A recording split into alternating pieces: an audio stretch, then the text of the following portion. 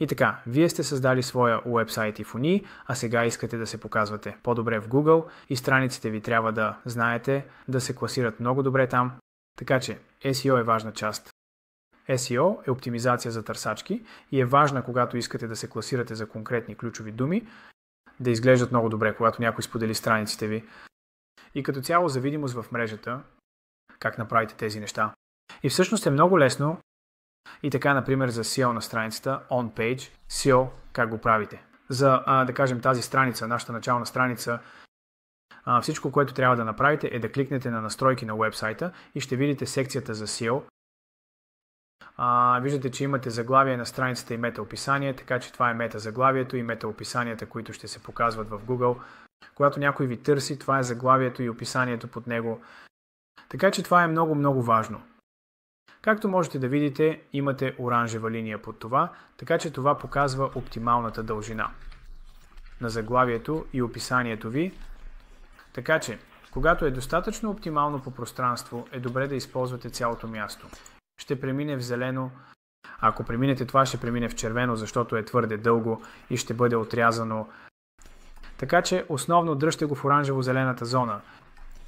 Каква е идеята зад заглавието? Идеята зад заглавието е да бъде нещо много привлекателно и да съдържа някои от ключовите думи, които са много важни за вашия бизнес. Така че, например, ако сте, не знам, агенция за веб дизайн и основната ви идея е да получите трафик за, знаете, агенция за веб дизайн. Така че е хубаво да имате агенция за веб дизайн в заглавието и в метаописанието, защото така се класирате по-добре в Google, тъй като имате тези ключови думи в заглавието и описанието.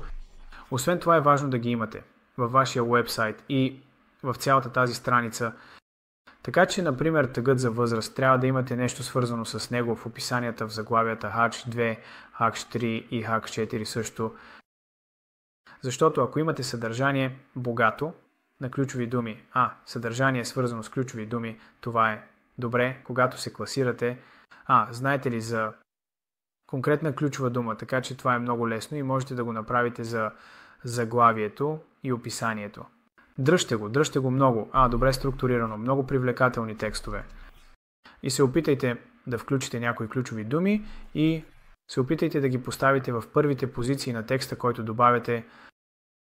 Също така имате опцията да добавите страницата в картата на сайта или да я премахнете, така че ако е добавена в картата на сайта, тя ще бъде индексирана от Google. Така че е важно, ако искате да покажете тази страница в мрежата, да имате това знаете ли, избрано. И също така споделеното изображение, това е ако споделите изображението в социални медии или, да кажем, в Skype, това показва това изображение, така че е важно да имате наистина хубаво, привлекателно изображение с някакво действие. Може би за да привлечете повече внимание и да получите повече кликвания. Така че това са някои от основите на SEO. Относно заглавието и описанието, можете да направите това за всяка страница. Това беше за началната страница. Но ако искате да го направите за секцията с шаблони, просто кликнете на Покажи настройки SEO на страницата. Просто добавете метазаглавието, метаописанието, добавете в картата на сайта споделено изображение. Ако искате да използвате различно споделено изображение за тази страница като цяло, ако искате да добавите споделено изображение за конструктора, за самия уебсайт, всичко, което трябва да направите е да влезете в общите настройки. Можете да добавите снимка за социално споделяне. Това ще бъде споделено между всички страници на вашия уебсайт, а не само между отделните страници. И какво друго можете да направите за дизайна? Така че да кажем, че сме създали уебсайт, който е фокусиран върху недвижими имоти, така че имате заглавията, които са много важни. Затова имаме заглавията и текстовите виджети, така че това е заглавие. Нашето основно заглавие трябва да бъде H1. И там трябва да имате най-привлекателния текст.